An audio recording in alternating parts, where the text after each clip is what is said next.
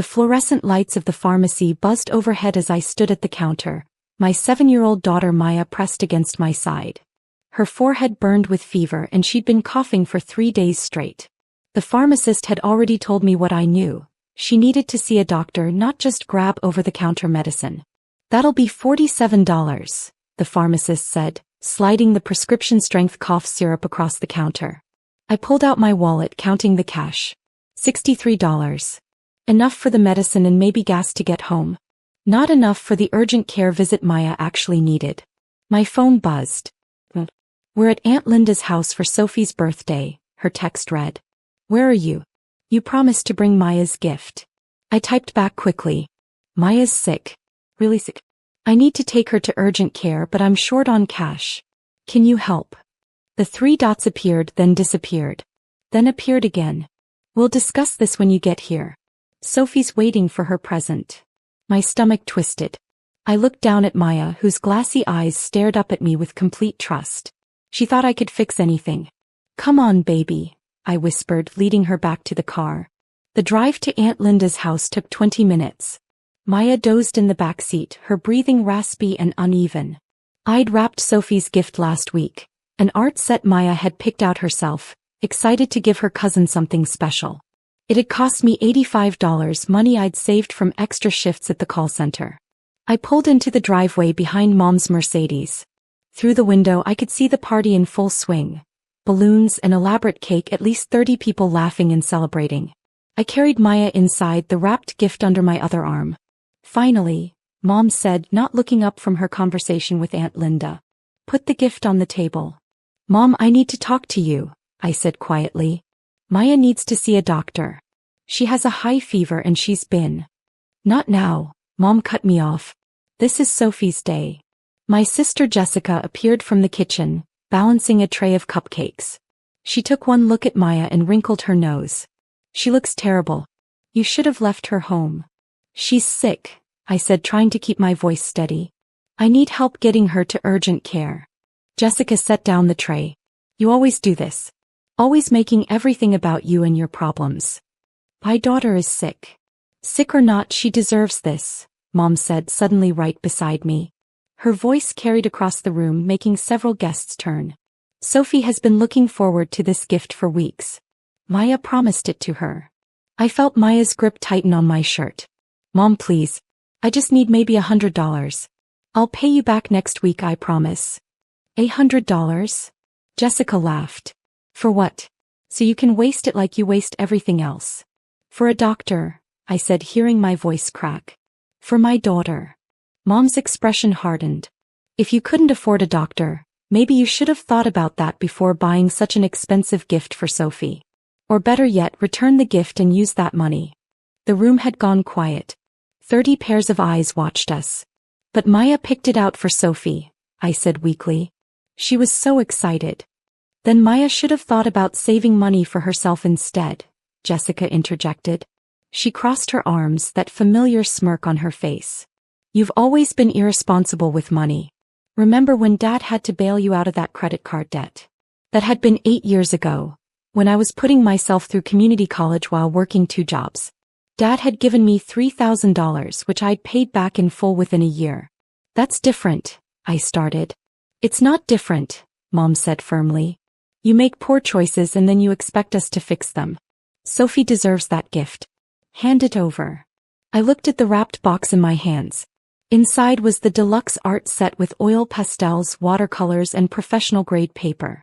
Maya had saved her allowance for 3 months to contribute $20 toward it. "Mom, she's burning up." I tried one more time. "Please. Give Sophie her gift," Mom repeated. "Then we'll talk." But I knew we wouldn't talk. We'd never talk. This was how it always went. Jessica's needs first, Sophie's wants first, and Maya and I somewhere at the bottom of the priority list. I handed over the gift. Sophie squealed with delight, tearing into the wrapping paper. "Oh my God, I love it. This is exactly what I wanted." Jessica beamed, putting her arm around Sophie. "What do you say, sweetie?" "Thank you, Aunt Katie," Sophie called out, already examining the art supplies. I waited. Mom had gone back to her conversation. Jessica was taking photos of Sophie with the gift. "Mom," I said again, She turned irritated. What? The money. For the doctor. Oh, Katie. She sighed like I was a child asking for candy. I don't have cash on me right now. Maybe next week. Next week? Mom, she needs. You heard me. Next week. Now stop making a scene at Sophie's party. Jessica watched with that smile. That same smile she'd worn our entire lives whenever I got in trouble, whenever I struggled, whenever Mom chose her over me. I said nothing. There was nothing left to say. I picked up Maya and walked to my car. In the back seat, I held her while she coughed, feeling her small body shake with each breath. Then I pulled out my phone and opened my banking app. The numbers on the screen told a story Mom and Jessica knew nothing about. Over the past 6 years, I'd been making deposits into 3 accounts. Not my accounts. There's Mom's retirement fund. $400 monthly for 72 months. $34,800 total. Jessica's mortgage. $650 monthly for 48 months. $31,200 total. Sophie's college fund. $200 monthly for 60 months. $12,000 total. When Dad died 5 years ago, he'd left me everything. Not because he loved me more, but because he knew I'd take care of everyone. Make sure your mom's comfortable, he'd said in the hospital. Make sure Jessica doesn't lose the house. Make sure Sophie gets to go to college. And I had. Every month, without fail, I'd made the transfers from the trust fund Dad left me. Anonymous deposits that appeared in their accounts like magic. Mom thought her pension was just really good. Jessica thought she'd gotten a mortgage modification. They had no idea. I'd been living in a studio apartment, working overtime, driving a 12-year-old car with a broken air conditioner. All while they lived in comfort with my money. I pulled up Mom's retirement account, the one managed by Fidelity, where I was listed as the beneficiary and account supervisor per Dad's will. One call. Fidelity Investments, this is Marcus speaking. Hi Marcus, this is Katie Chin. I need to make a withdrawal from account number. One moment please. Keys clicked.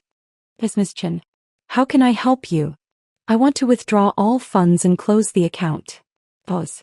The full balance of $67,900? Yes. May I ask the reason for? It's my account. I want it closed. Of course. I'll need to verify your identity and... I went through the security questions. 2 minutes later it was done.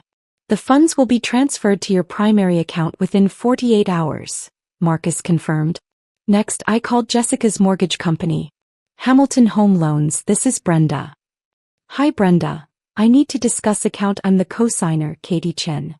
One moment. More clicking. Yes, how can I help you? I've been making additional principal payments on this mortgage for the past 4 years. I need to stop those payments immediately and remove myself as co-signer. Oh. Brenda's tone shifted. Well, to remove yourself as co-signer, the primary borrower would need to refinance or... What happens if I stop making the additional payments? The mortgage would revert to the original payment schedule. The current monthly payment would increase from $800 to $1,450. Perfect. Stop the additional payments effective immediately. Are you sure? This will significantly impact. I'm sure. One more call. Sophie's college fund at First National Bank. First National, this is Tom. I need to close account. I'll need to verify. After the security questions, this is a custodial account for a minor. Are you the custodian? Yes. Katie Chin. I want the full balance transferred to my primary account. That's $12,400. This will close the account permanently. I understand. It'll take 3 to 5 business days. That's fine. I hung up and looked at Maya, who'd finally fallen asleep in her car seat. My phone rang immediately. I didn't answer. It rang again. I turned off the sound. Then I drove to the ATM, withdrew $200 from my personal account, and took Maya to urgent care. The doctor diagnosed her with bronchitis and wrote prescriptions for antibiotics and an inhaler. She'll be fine in a few days, he assured me. You brought her in at the right time. The medications cost $73. I paid cash. At home, I gave Maya her first dose of medicine and tucked her into bed. My phone screen showed 47 missed calls and 62 text messages. I read through them slowly. Mom, call me immediately. Jessica, what did you do? Mom, my retirement account is closed. They said you closed it. Jessica, my mortgage payment just tripled. Fix this now. Mom, how could you do this to your own mother? Jessica, Sophie is crying. You took her college money. Then the voicemails started. Mom's first message, Katie, I don't know what's going on, but Fidelity called and said my retirement account has been closed. They said the account holder, you apparently withdrawn everything. This must be a mistake. Call me back so we can fix this. Second message, Katie, this isn't funny. That's my retirement money. I need that account. Call me right now. Third message, your sister says her mortgage payment went up too. What did you do? Call me back immediately or I'm coming over there. Jessica's messages were similar, progressing from confused to angry to desperate. The final voicemail from Mom came at 11 p.m. Please stop. Please. I don't understand what happened, but I'm sorry. I'm sorry about today. Just please, we need to talk about this. That money, I need that money. Your sister needs her house payments. Please call me back. I deleted all the messages without responding. The next morning, Maya's fever had broken. She sat at our small kitchen table eating cereal, color already returning to her cheeks. Feeling better, baby? I asked. She nodded. My throat doesn't hurt as much. Good. The medicine is working. My phone buzzed. A text from Aunt Linda. Your mother is at my house. She's very upset. She says you stole her retirement money? What's going on? I typed back. I didn't steal anything. That was my money that I was giving her. I stopped giving it. 3 dots appeared then disappeared. No response came. An hour later there was a knock at my door. I looked through the peephole. Mom and Jessica both with red eyes. I opened the door but didn't invite them in. We need to talk, Mom said, her voice small. About what? About the money. About everything. Jessica stood behind her, arms crossed but silent. The smirk was gone. Did you know? Asked them. That I was the one making those deposits? Mom's face crumpled. What? Oh. We thought. You thought what? That money just appeared? That Dad's pension covered a retirement account that grew by $400 every month for 6 years. I don't understand, Mom whispered. Dad left me the trust fund. All of it. He asked me to take care of you. So I did. $400 a month to you. $650 to Jessica's mortgage. $200 to Sophie's college fund. Jessica's face had gone white. But the mortgage company said. Said what? That you qualified for a modification? Oh. I was making additional principal payments as a co-signer. Payments that reduced your monthly cost by $650. Oh my God, Jessica breathed. Yesterday my daughter was sick. Really sick. I needed $100 for urgent care. And you told me she deserved to give away her gift instead. You told me I was irresponsible with money. I looked at Mom. You told me to come back next week. I didn't know, Mom said, tears streaming down her face. We didn't know. Would it have mattered? I asked quietly. If you had known, would you have helped Maya yesterday? Neither of them answered. The accounts are closed, I said. The money I was giving you, it's done. You're on your own now.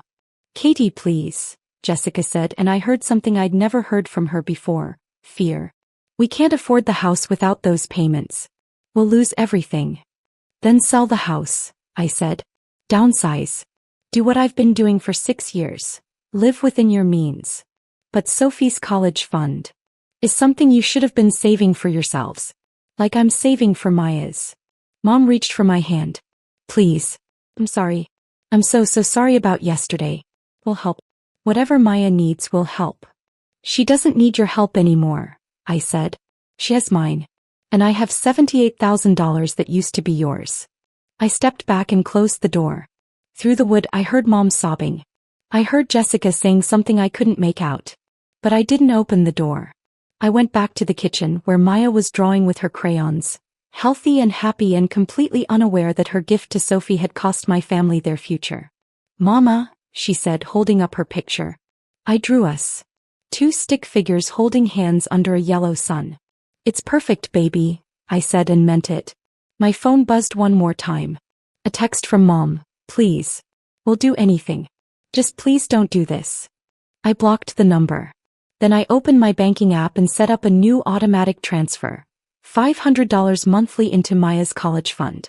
We'd be fine. Better than fine. And for the first time in 6 years, every dollar I earned belonged to us.